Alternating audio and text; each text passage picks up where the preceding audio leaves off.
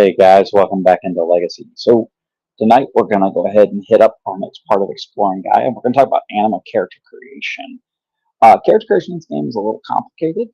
Um, so this video may be a little bit longer than normal, but never fear, I will get you through the basics of the character creation process in this game, and then we can start talking about those stuff. Like I said, we will talk about the Nephilim, we will talk about the other races in the next video, but for the most part, when I talk about character creation and building characters and using characters, I'm going to talk about human characters because the majority of characters in this game are human. So characters in this game are defined by their stats and by their secondary abilities predominantly, and then also defined by their combat abilities, whether that be their magical abilities or psionic abilities, their key abilities, all that kind of stuff. Which will have their own videos, by the way, guys. We're going to talk about magic and talk about psychic abilities. We're going to talk about key, dominion, and all that kind of stuff, dominus, exit, and all that in its own video. But tonight we're just going to talk about the basics of character creation. I'm not going to take you through how to create a character until we talk about more of the other stuff. I want to get through the whole thing, and then I want to take you through a character creation video so you can actually see it in action. So, because you need to understand how it works prior to really building a character. So let's start with defining what a character is. The character is going to be defined by their attributes. The attributes in this game are strength, dex, agility, constitution, intelligence, power, willpower, perception. Most of those are pretty self-explanatory. Strength is how strong you are. Dexterity is your skill and coordination. Agility is your speed of movement and balance.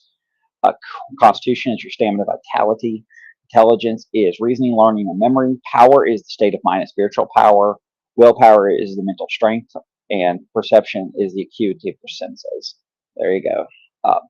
So how do you get these statistics when you're creating a character? Well, the biggest way to do it is the first method off from the book, and that's the way we're going to talk about. There are other methods, but the common method here is you're going to roll 1d10 8 times, re-rolling any roll of 3 or less. So basically, you're going to get 8 stats between 4 and 10, and then at the end of it, you replace the lowest number you have with 1 9. So you have at least 1 9 in your stat pool, no matter what. Generally, this is going to give you higher skilled characters. The curve on this is going to be a little bit bigger than the normal curve on those characters, but you're going to feel a little more powerful when you create them this way. Again, I'm not going to get into the other methods because the standard method is method 1 in the book, which is on page 8 of the book. It's just how the game wants you to do it.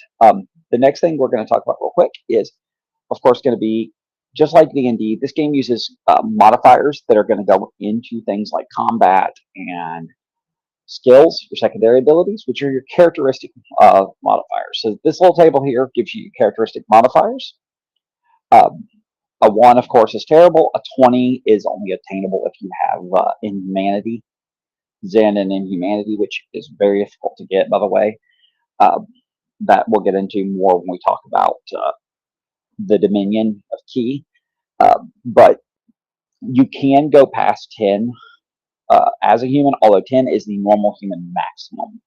So your maximum modifier will be a plus 15 at all times for a human character. And like I said, you guys can look at the table here, see for yourself what the modifiers look like. These are going to get added to your secondary abilities. So secondary abilities, of course, are used for what they call skills. So secondary abilities. Then you're going to have your physical abilities. They're going to be things like your movement value and your fatigue value. So your movement value is equal to your agility, and your fatigue is equal to your constitution. So those are pretty easy to solve. You have secondary characteristics, one which is called appearance and one which is size. Appearance can either be rolled or chosen depending on how you want it to go. GMs are encouraged to let you choose it because you should have complete control of your character. If you want to have a random appearance, by all means roll it. It's a D10, just like everything else in this game. Size indicates your weight and height. You had your strength, constitution scores together, and then there is a table that you can. I did not screen cap it, that you can reference. But say you have a 15. A 15 would be between 5'4" to 6'6" at 135 to 395 pounds. So some of these sizes can be kind of broad, like super broad. There you go. Then you're going to get into, this is where the game kind of starts getting heavy. You're going to have your primary abilities. Primary abilities in this game are where the majority of the game is going to take place, because this game is very combat heavy focused. So you're going to have your attack abilities, block ability, dodge ability, your key abilities, any weapon modules you know, so any weapons you know how to use, any martial arts you know, and your wear armor skill. Are all what they're called primary abilities. Primary abilities, most of them are pretty simple to explain. Your attack is your attack, your block is your block, your dodge is your dodge. Key gets its own section. Like I said, we will go into key when we talk about that chapter itself, because key is a very specific set of abilities. They allow you to do things like add damage, punch through walls, all that kind of cool stuff. That's where you're going to learn, like you can walk up walls and stuff with that.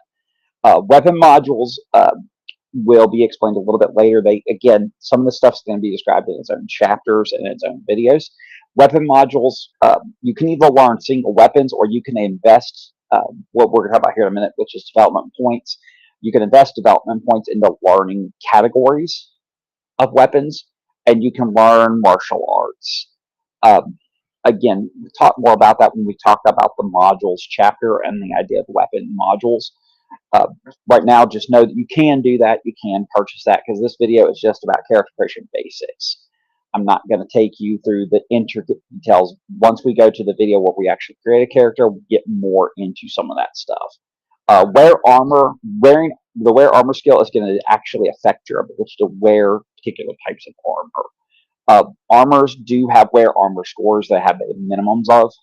So certain armors can't be worn if your wear armor is not a certain range. Psychic abilities, that's where you're going to get your psychic points, your projection, and your psychic modules. Again, guys, psychic abilities and supernatural abilities, we're going to give them their own video, because they really require their own video to get to the details of. Just know you have to project your powers in order to make them effective, and there's roles that are made to do that, and there's a full set of rules on how to learn modules and all that kind of stuff. So that is going to be its own separate video. But this is where it comes from. That is considered a primary and secondary, or a primary ability. And then you have your secondary abilities for supernatural as well, which is going to be your Xeon, which is your magic points, your magic accumulation, your magic projection, your summon control, bind, banish, and any mystical modules that you know. Again, guys, this is going to come up in its own video, because things like magic accumulation, you have to accumulate the magic in order to cast spells, and that's affected by how fast that magic accumulation stat affects how fast you can do that. Summon, control, bind, banish deals with summoning, summoner. And again, it's going to require a video on its own to really get into the details. But those are the key major primary abilities. The next thing you're going to have, and we're going to show this to you here, is you have a list of secondary abilities. This is the list of secondary abilities available to your character. Your character is able to take any of these abilities. They can purchase them. Development points are going to be based on the class. Again, some of this we'll get into when we talk about classes in detail. But what happens is they all have development point cost associated with them. So each category will have a development point cost associated with it based on the class. Once you pay that many development points, you get 1 point into it. So say you have a development point at cost of 2. So for every 2 development points, you get 1 point in the skill. Pretty common sense.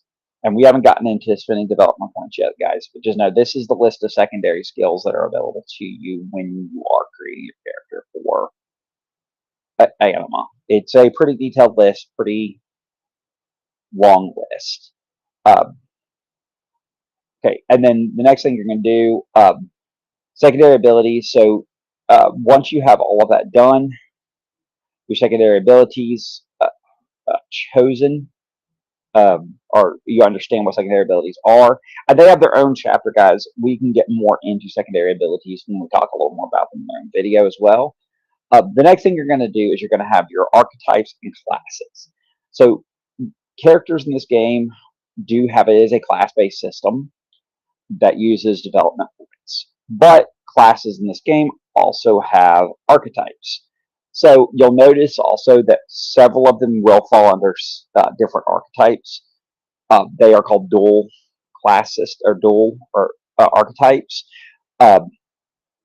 However, the archetypes basically help you know what those characters are good at, for lack of a better way of putting it. As you can see, the majority of the types are fighters or mystics. There are very few other ones, but that doesn't mean anything. That is really going to impact your development point expenditures. That is where that's going to come down, is you're going to spend your development points based on the archetype and all of that. Um, so it's pretty simple. Development points are fundamental in the creation of characters, since they allow the character to learn and continue to achieve greater mastery over their abilities. They're not limitless, so that's the big trick with them. You only have a certain number to spend, and they have to be spent a certain way, certain limits even among how you can spend them. And this is where character creation gets a little wonky and a little bit more crunch in their character creation process. So I already mentioned development point cost. So everything has a development point cost, and you'll see that here when we do the class video. The class video will get more into how to read the development point cost. I will definitely get into that for that video. But development point cost matter, because they're going to limit. And then you also get a limit on how much percentage of your development points you can spend on certain categories. So normally character abilities that are checked against D1 have development point cost between 1 and 3. This indicates number DP that a player must spend over the character's specific ability by 1 point. I've already mentioned that. So some abilities have different increase rates. Magic points, the Xeon, increases in an increment of 5. So if you look at that, there is an ability to get what's called a multiple for magic points for Xeon. Every time you reach the multiple, you get 5 more in Xeon. And magic accumulation and key grant special abilities that are earned in different ways. So they absolutely, that needs to be covered specifically in the videos talking about that specific development, because the key and the magic accumulation and all that deals with those subsystems, but know that those are done very differently than D100 rules. Point distribution limits. There's a limited number of DP a player can spend in each of his character's 3 primary abilities: combat, psychic, and supernatural. Besides listing the development point cost for character, each class has a different limit to the number of DP a player can spend on each primary ability type. The standard rule is player cannot spend more than 50 to 60% of his DP in any primary ability area, depending on his character's class. Players of first level characters whose class possesses 50% limit in combat abilities, for example, may invest a maximum of 300 DP in that primary ability. When a player of first level class possesses a 60% limit on psychic powers, he may invest a maximum of 360. Pretty simple, because what you're going to do is you're going to start with 600 of these points. Just for record, I haven't gotten to the numbers yet. You do start with 600 of these points. And then in addition, there are limits to the DP distribution that has already been explained.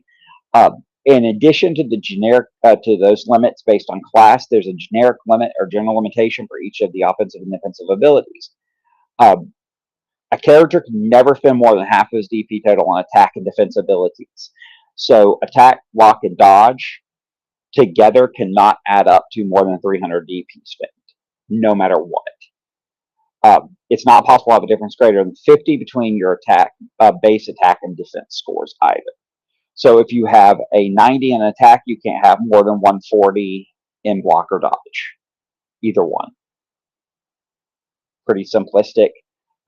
Again, it's a lot of crunch to remember, but the book does a great job breaking this down, guys. I promise you, if you get this book, it will not make you disappointed because it does a good job of breaking this stuff down. So, you know, you can increase only attack and defense at different times. So you can do that, but in this situation, you can only spend half the total points he is allowed on attack and defense, equal to a quarter of the DP total, but he can ignore the roll that requires to have the difference no more than 50 points between his attack and defense. So you theoretically can increase just an attack or defense once you start going. Generally a bad idea in this game. I will say that. Generally a bad idea. Same thing applies to magic and psychic projection. You cannot spend more than half of your character's total allowable magic or psychic ability allocation on the projection ability. So if you see that you have a character, you want to play a mage, you get magic projection, you cannot spend more than half your points on magic projection. And then there's also innate class bonuses. The classes, again, once I show you a class, you'll see what this all looks like. Not going to do that in this video because that's they deserve their own. They really do, to really understand them. If you get plus 10 in a secondary ability, you add that plus 10 as a special bonus. These bonuses do not only apply to character creation, but added when you gain levels. So you get that per level. So if you get plus 10, and then when you've spent all of your DP on everything you want, you can add another single characteristic bonus to any secondary ability. So basically, you can choose one ability, and you can double the attribute bonus to that ability as a natural bonus. If for any reason, if you have 200 or more total points in a skill, in a secondary ability, you become a master of it. It changes the way fumbles work completely. You no longer fumble on a 3, things like that. You can achieve mastery and attack, block, dodge, magic projection, and summoning abilities, psychic possession, and all secondary abilities. There you go. Pretty simplistic concept. So you can actually become a master fighter. The next thing you're going to deal with, so once you've gotten your DP kind of spent, you're going to total your life points and get your initiatives. Life points indicate a character's resistance to wounds and the amount of damage they take before receiving a critical wound. When a character reaches 0 life points, he may die. They're based on Constitution. I did not grab this table. It's a pretty large table, but there is a table for this again on page 14 of the book. So the base number of life points for all living beings is always 20 points, to which you add your Constitution multiplied by 10, and afterward add or subtract your modifier. For your convenience-based life point totals are on table 4. To this number, you should add the class bonus to your character's class, which again, each character is going to get life point bonuses for their class. So, for example, if you have a Constitution of 7, you're going to have 95 base life points. It's all there on the table for you, pretty clear. You can increase your life points by spending DP to reach a life point multiple, which is determined by a character's class. Again, classes cover pretty much everything for this game.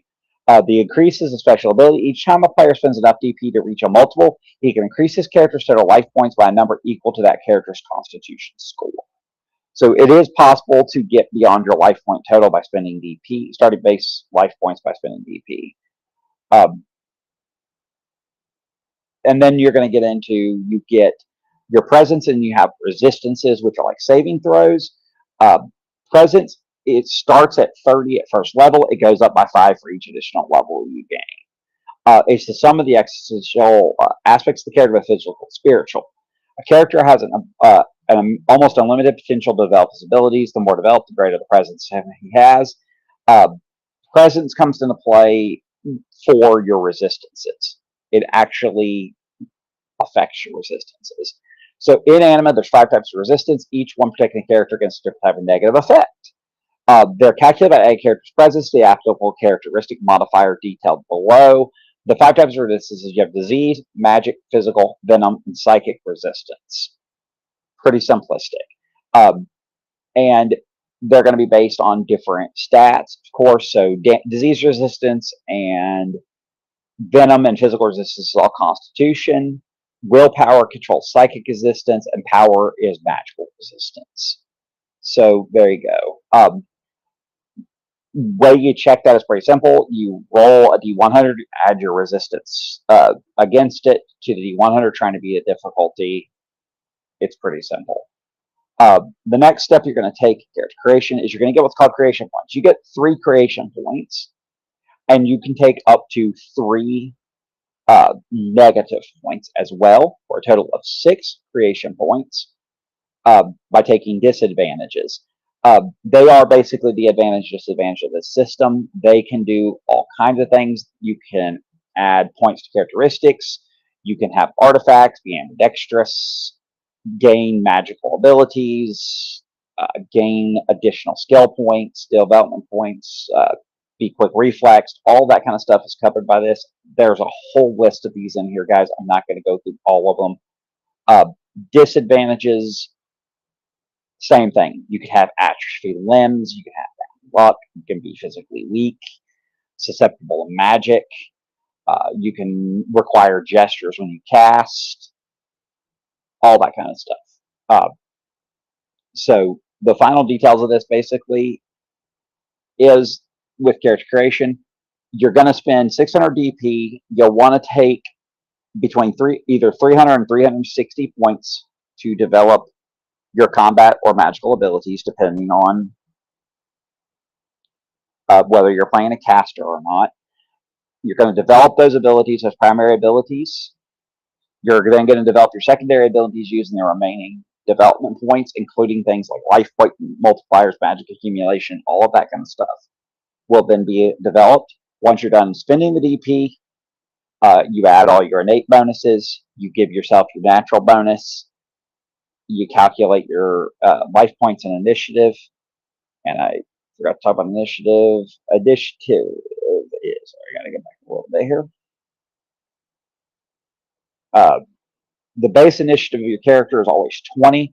Calculate the final initiative score. You add your dexterity and agility modifiers to your base initiative, and then subtract any penalty for using particular armor and weapons. So weapons in this game basically have a weapon speed, which will take away from your initiative. You can have multiple initiatives in this game based on which weapon you're using. Kind of like second edition D&D.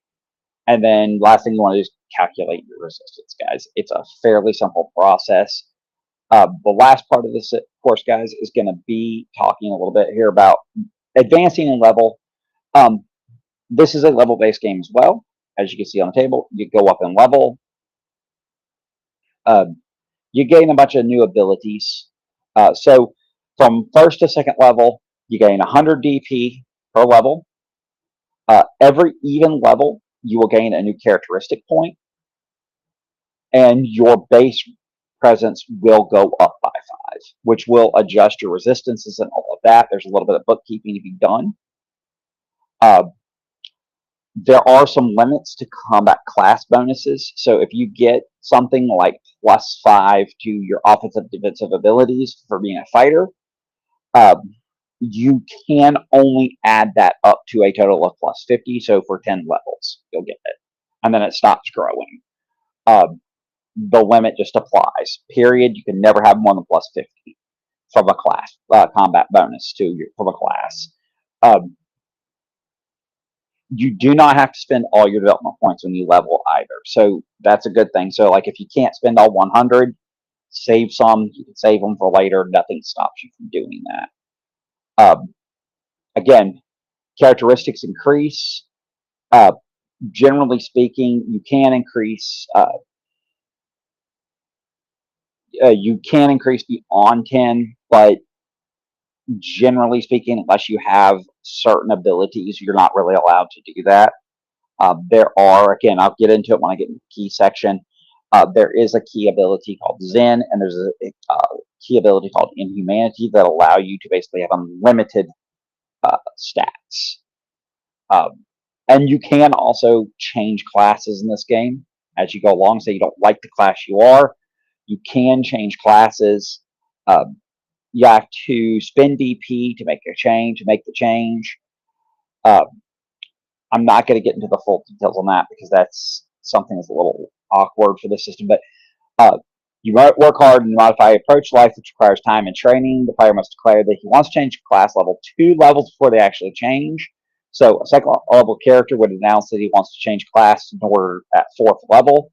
A certain point of time, game time must be put as after the declaration. The character must prepare himself. The character must make a high effort to change his ability, spending enough DP to affect the change. The difficulty should be proportional to the existing differences between the two classes. A wizard trying to become a warrior is more difficult than a paladin or a weaponsmith. Basically, if you stay within your archetype, it's easier. If it's between two classes that share the same archetypes, it costs 20 DP. If the have at least one archetype in common because you're playing a multi-archetype character, it's 40. If it's a totally different archetype, say wizard and fighter, it's 60. You don't lose your past abilities. None of that kind of stuff happens. You just begin advancing as a new class. And guys, that is pretty much right there, the quick rundown on Anima character creation. Like I said, the following videos will describe more in depth different character races, character classes. I may skip the race video for later because the races, like I said, the game assumes humanity as the default race. So may go ahead and jump right into classes for the next video.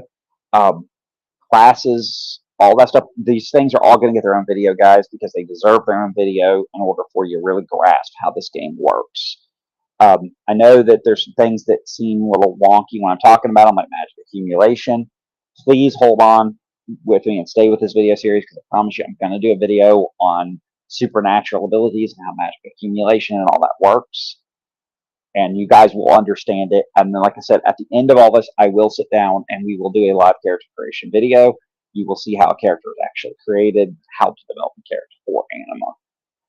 But either way, guys, as always, we welcome your thoughts, comments, questions, concerns. And as always, we ask that you follow the 3 rules: no ad hominems, no personal attacks, picking fights, and no leaving me college dissertations. Other than that, guys, we do hope you have fun, and we do hope to see you guys.